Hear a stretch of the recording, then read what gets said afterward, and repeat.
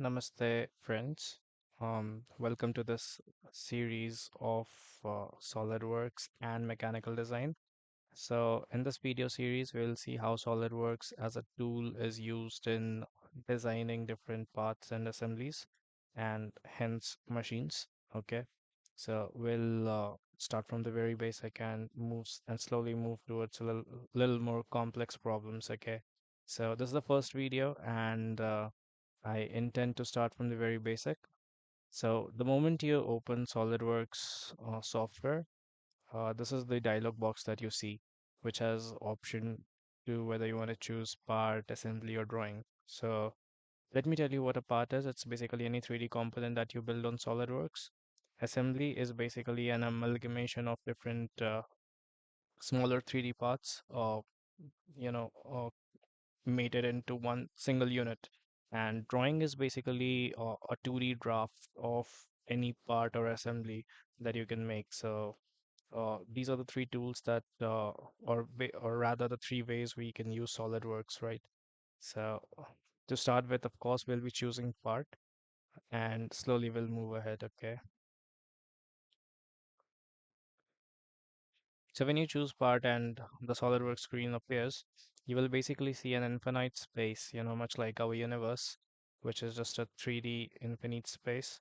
So this is what it is. Now, whenever you have to make a 3D system or a 3D structure, you actually start with a 2D sketch in SolidWorks, a contoured uh, a contoured object, you can say, which is in SolidWorks language called a sketch, okay? So to draw a sketch, you need a 2D frame, just like very much how you do on your notebook, right? To draw a sketch on your notebook, you need a 2D paper on which you sketch them, right? So similarly, you need a 2D surface in this 3D infinite space to actually begin your SolidWorks journey, to begin your sketching. Okay, so just how our universe is 3D, the space also is, and this is signified by this axis here. We are also given three different planes, which are nothing but symbolisms of the XY plane, the XZ plane, and the YZ plane. Okay, so um, a bit about the interface. You will basically need a separate mouse. I mean, you can use it with touchpad of your laptop, but it becomes a little bit too inconvenient. Okay, so to begin our sketching, we will simply take any of the planes. Okay, let's say I take the top plane. Okay, once I've taken the top plane, I can start making a 2D object, which is called a sketch in SolidWorks.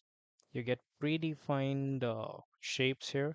If you want to make something random, a random curve that may or may not have some pattern, you can use the spline feature. Apart from that, if you want to make simpler objects, for example, in this case, let us consider a cuboid. So we know that a cuboid is a 3D extension of a rectangle, right? So we need a 2D sketch of a rectangle. So we'll click the rectangle, we'll have the plane straight up to us, and we can start dragging on this plane anywhere. So we clicked on the initial point, and then we'll drag the mouse and leave it at the final point. Okay. So here we have a rectangle, but how do you know what's the length and the width of this rectangle, right? You need to define them. So the current length and width, and and the way to define it actually is combined in a single feature called smart dimension. So using smart dimension, if you click the uh, line, you get the current length. Okay. Now, if you want to change this length, you will just click once on it, and a dialog box will appear signifying the current length. If you want it to be any different, let's say I want it to be 35. So I'll just delete this. I'll type 35 in it and click this green tick. So now this is 35. Similarly, if I want this to be, let's say it's 52.38 mm right now, I want this to be, let's say, 60 mm. So I'll just press 60 and enter. Now, at the end of the video, I'll tell you why this is 60 mm and not 60 meters, 60 centimeters, or anything else. Okay, so now I have a rectangle created with me. Okay, the way I'm able to move this is by pressing the scroller of my mouse and dragging my mouse here and there in the motion being shown on the screen. Okay, so now this is the rectangle ready for me. Now this rectangle is going to serve as the length and the width of my cuboid. Fine.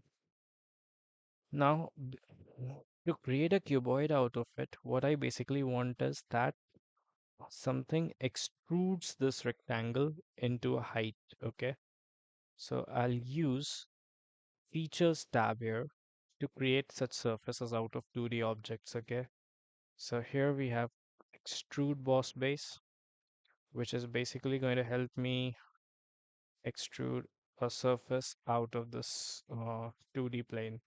So I'll click Extrude Boss Base. This is a contoured rectangle we had over which the surface is going to get extruded. Okay, this object is going to get extruded. So how do you define the height? You either can drag this arrow up here, both ways, but this might not be very accurate or the most convenient method if you already know how much height you need. So you can directly define the height here. So whatever value you type in, it will automatically get registered in millimeters. So let's say I want this to be 80 millimeters and press enter. Okay.